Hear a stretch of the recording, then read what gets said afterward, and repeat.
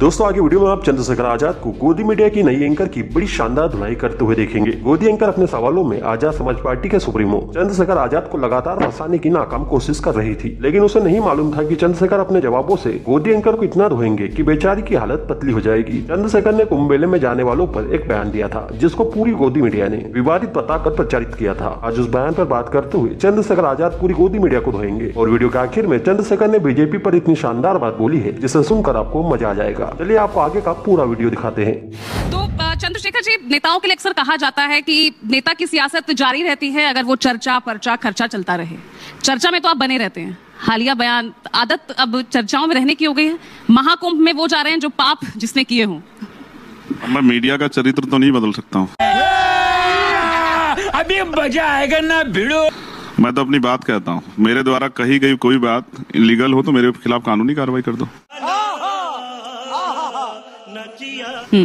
और मीडिया मेरी बात को क्या कह के दिखाती है, और मुझे तो हंसी आती है कि जब किससे पूछती है कि उन्होंने ये बयान दिया तो सामने वाला बोलने वाला भी नहीं सोचता कि वो बयान ही सुन लूं मैं। तो मीडिया की बातों में आके लोग गुमराह होकर पता नहीं क्या क्या कह देते हैं। मैं क्या कह सकता हूँ। तो बयान तो आपके ही है ना, आप ही तो कह रहे हैं भाई जो जिसने पाप किए हैं वो महाकुंभ में पाप धोने जाता है। अगर आप इसको स्टडी करोगे या कोई भी स्टडी कर ले तो कुंभ की मान्यता यही है कि वहां इस तिथियों में अमृत वर्षा होती है, और अमृत वर्षा होती तो इसकी मान्यता यह है कि वहां जाके आपके पाप धुलते हैं। मैंने क्या गलत कहा? एक काम करते हैं, और मेरी बात को तो शंकराचार्य जी ने बिल्कुल कहा कि बिल्कुल सही बयान दिया चंद्रशेखर ने। और अगर मेरा बयान गलत है तो मुझे सही बयान बता दो किसका है। और मैं तो ये कह रहा हूं कि अगर वहां नहीं पाप धुल रहे हैं तो ये बात एक बार मैं चैलेंज के साथ कहता हूं कि शंकराचार्य इस बात की घोषणा कर दें कि वहां पाप नहीं धुल रहे हैं, तो फिर आपको पता लग जाएगी। आपकी संख्या देखना अगर लाख करोड़ों से लाखों में ना आ जाए। भाई लोगों के अंदर यही तो आपने बात डाली, यही तो जो है आस्था की बात जो उनके अंदर मजबूत की है कि वहां जाओगे तो आपके दुख तकलीफ पाप धुल जाएंगे, मोक्ष की प्राप्ति होगी। तो मैंने क्या गलत कहा? लेकिन लगता है ना कुछ नेताओं को ये बात पच नहीं रही, या तो ये असलियत उन्हें ये डाइजेस्ट नहीं हो रही है। वो कह रहे हैं कि भाई बाबा साहब तो सभी धर्मों को मानते थे, संविधान विरोधी आपको ठहराने लग गए इस बयान के बाद। अब उनके कहे से थोड़ा ही हो जाऊंगा। मैं भी तो सभी धर्मों का सम्मान करता हूँ, और ये सम्मान कर दिया तो मैंने कहा। देखो एक कहावत कबीर ने कहा है, उनका दुआ है, ज्ञानी को ज्ञानी मिले रस की लूटम लूट, ज्ञानी अज्ञानी मिले होए माथा कूट। जिनको कुछ पता नहीं है उनसे मैं क्या बहस करूं? जिनको ये भी नहीं पता कि इस कुंभ में कितने शाही स्नान है उनकी बात का मैं क्या जवाब दूं? उनके बारे में क्या सोचूं? जिनको ये भी नहीं पता कि कुंभ कितने साल बाद होता है उनके बारे में क्या बयान दूं? मैंने तो सभी धार्मिक शास्त्र लगभग पढ़े हैं। उनको पढ़ना चाहिए शिव पुराण, उनको पढ़ना चाहिए भविष्य पुराण, जिसमें इस बात का वर्णन है जब शिव पार्वती से बात करते हैं कि गंगा में जाने से, गंगा में स्नान करने पाप धुलते हैं। तो जो पढ़ते नहीं मैं उनका क्या करूं? मैं तो वही जो मान्यता है, मैंने जो धर्म गुरुओं से सुना, शंकराचार्यों से सुना। मैं हरिद्वार के पास रहता हूं। हरिद्वार लोकल के लोग तो नहीं जाते, लेकिन पूरे देश दुनिया के लोग आते हैं वहां। तो मैं क्या कह सकता हूं? मैंने तो अपनी बात कही, और मैं पढ़ा लिखा व्यक्ति हूं। मैं जो मैंने पढ़ा वही कह रहा हूं, जो धर्मशास्त्र में पढ़ा, और वेदों में इसका वर्णन है। तो मैंने क्या गलत कहा? अब किसी को परेशानी होती तो होती रहे, और मैं उसकी जिम्मेदारी तो लेता, मैं तो अपना काम कर रहा हूँ। चलिए, बिल्कुल एक पढ़ा लिखा नेता। जबकि संविधान के आर्टिकल 51 में जहां हम जिनको मौलिक कर्तव्य कहते हैं उसमें वैज्ञानिक दृष्टिकोण को बढ़ावा दिया गया है। कहा गया है कि वैज्ञानिक दृष्टिकोण को मजबूत करना है, अंधविश्वास पाखंडवाद को छोड़ना है। फिर भी मैं कहा, मैं तो सच बात कह रहा हूँ कि भाई अगर आपने ये नियम बनाए हैं, आपने अगर ये उदाहरण दिए हैं, तो मैं वही बात तो कह रहा हूँ। तो आज मैं आपको चैलेंज कर रहा हूँ, आज मेरा बयान चला देना। जो ये कहता हो कि वहां पाप नहीं धुलते फिर मुझे मैं उसके बयान पे जवाब दूंगा। और मैं तो चाहता हूँ शंकराचार्य इस बात की घोषणा कर देंगे पाप नहीं धुलते, तो फिर देखूंगा कि जनता वहां काम छोड़ के जाएगी नहीं जाएगी। मैं कितना भी पढ़ लूं, PhD कर लूं, MPhil कर लूं, BTech कर लूं, MTech कुछ भी कर लूं, लेकिन मैं अपनी जाति नहीं बदल सकता इस देश में। ये भी शंकराचार्य ने स्पष्ट किया, क्योंकि एक बाबा जी घूम रहे थे कि भाई सारे हिंदू एक हैं, पता नहीं कुछ ऐसा नारा लगा रहे थे बागेश्वर वाले। उन्होंने एक यात्रा भी निकाली, तो उस पर शंकराचार्य ने बयान दिया। उन्होंने कहा वो जाति बंधन तोड़ दो और सारे हिंदू एकजुट रहो, इस तरह का बयान दिया उन्होंने। तो शंकराचार्य ने डांटा उनको कि अगर जाति बंधन तोड़ दिया तो हिंदू धर्म ही खतरे में पड़ जाएगा। जाति तो सच्चाई है सनातन की, ऊंच नीच की भावना सच्चाई है। ये मैं नहीं कह रहा हूं, ये सनातन कह रहा है, पढ़ लो। वर्ण व्यवस्था, जाति व्यवस्था, और कोई पैदा होते ही छोटा, कोई पैदा होते ही बड़ा, ये मैं नहीं कह रहा ना, मैंने बनाई है। तो मैं तो एक वकील हूं। तो राहुल गांधी ठीक कह रहे हैं, यानी पिच सबकी एक है, बस लड़ाई अलग अलग चल रही है। देखो मैं फिर आपसे कहूंगा, ये बात देश को समझ आ जानी चाहिए, और मैं युवाओं से कहूंगा कि वो समझें। जब आप अपने नेता से 24 घंटे की ड्यूटी कराओगे तो वो यहीं से सब कुछ लेगा। 8 घंटे की नेतागिरी कराओ उससे कि 8 घंटे वो आपके लिए ड्यूटी की तरह काम करे, क्योंकि आप उसको तनख्वाह देते हो। उसके बाद वो अपना जीवन जिए, कोई रोजगार करे, कोई बिजनेस करे, कुछ भी करे, जब वो अपना समय वहां देगा तब जाके वो देश के लिए काम कर पाएगा। जब वो इतने रिसोर्स और ये सब चीजें आप उससे यहीं से निकालेगा तो फिर भ्रष्टाचार रहेगा ही। तो कोई क्या कह रहा है मुझे नहीं पता। मैं सिर्फ ये कह रहा हूँ कि राजनीति देश के हित के लिए होनी चाहिए। राजनीति, हम तो डॉक्टर बाबा साहब अम्बेडकर को मानते हैं जिन्होंने कहा कि हम प्रथम और अंत्य भारतीय हैं। मेरे लिए नेशन फर्स्ट है। और देखो सब, कल मैंने जब वो कुंभ में आग लगी, आपको पता लगी नहीं लगी, ये मत कह देना कि ये भी चंद्रशेखर का बयान है। वो आग लगी और मैंने कहा कि मैं प्रार्थना करता हूं किसी कोई हताहत ना हो। और मैं तो ये भी मानता हूं कि वहां इतना जो है आशीर्वाद है कि इतनी आग से नुकसान नहीं हुआ। अब थोड़ा सा कम है, इस वजह से आग लग गई, लेकिन इतनी बड़ी आग लग के कोई किसी की जान माल का नुकसान नहीं हुआ। मैं इसलिए मानता हूं कि वो अच्छी जगह है। और मैंने तो कुंभ को, उसी स्थान को कोरोना काल में भी देखा, ऐसे लाशें तैर रही थी।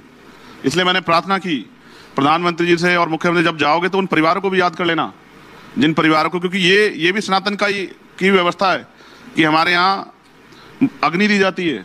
ऐसा क्यों प्रतीत हो रहा है कि कुंभ के बयान को लेकर अब आप थोड़ा ऑफेंसिव नजर आ रहे हैं, उसको जस्टिफाई करते नजर आ रहे हैं? मैंने आपको क्या कहा? मैंने उस दिन कहा कि मैं अपने बयान पे कायम हूं और आज भी अपने बयान पे कायम हूं। मैं आपसे फिर कह रहा हूं, आप मुझे बताओ, अगर आपने सनातन को पढ़ा हो तो बताओ, सनातन में जो अंतिम यात्रा होती है, जो देह का अंतिम कार्य होता है, वो अग्नि से होता है या दबाने से होता है? बताओ, है आपको जानकारी? तो अग्नि दी जाती है और अग्नि के साथ ही माना जाता है कि अब ये शरीर जो है पूर्ण हो गया। हाँ। तो जितने लोगों को कोरोना काल में अग्नि नहीं मिली थी, उनके परिवार से माफी मांगोगे नहीं मांगोगे?